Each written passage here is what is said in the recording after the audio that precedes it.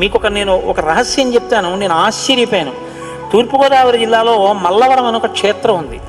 అక్కడ సుబ్రహ్మణ్యుడు, ప్రత్యక్ష సుబ్రహ్మణ్యుడు, ఇంతలా పాము కోనేటిలో స్నానం చేసి శివలింగాన్ని చుట్టుకుని ఉంటుంది. అది పిల్లలు పుట్టని వాళ్ళు వెళ్ళి నమస్కారం చేస్తే పిల్లలు పుట్టారు. డాక్టర్లు పిల్లలు పుట్టారని సర్టిఫై చేసిన వాళ్ళకి పుట్టారు. ముఖ్యమంత్రులు కూడా వెళ్ళారు పీఠాధిపతులు అక్కడికి. ఆ పాము కారణాంతరాల చేత శివలింగానికే తల కొట్టుకుని శరీరం వదిలితే ఇప్పుడు అలాగే ప్రతిష్ఠ చేశారు.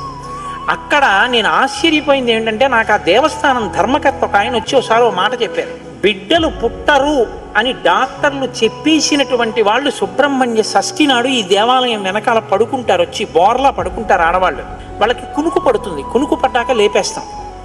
ఆ మరుసటి సంవత్సరం వాళ్ళు పసిపిల్లల్ని పట్టుకుని వస్తారండి అని చెప్పారు.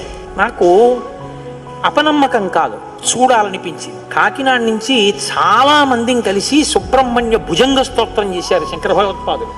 సుబ్రహ్మణ్య షష్ఠి నాడు ఆ దేవాలయంలో చదువుదామని అందరం కలిసి వెళ్ళాం. ఆ రోజు వాళ్ళు నా ప్రసంగం కూడా అక్కడ ఏర్పాటు చేశారు. మీరు నమ్మరు, నేను తెల్లబోయానండి.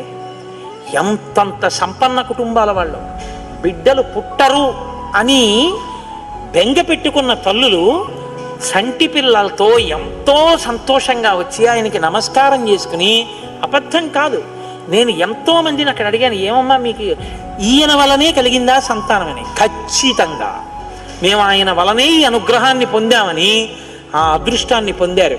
మహానుభావుడు సుబ్రహ్మణ్యుడంటే. ఆయనకి నమస్కారం చేస్తే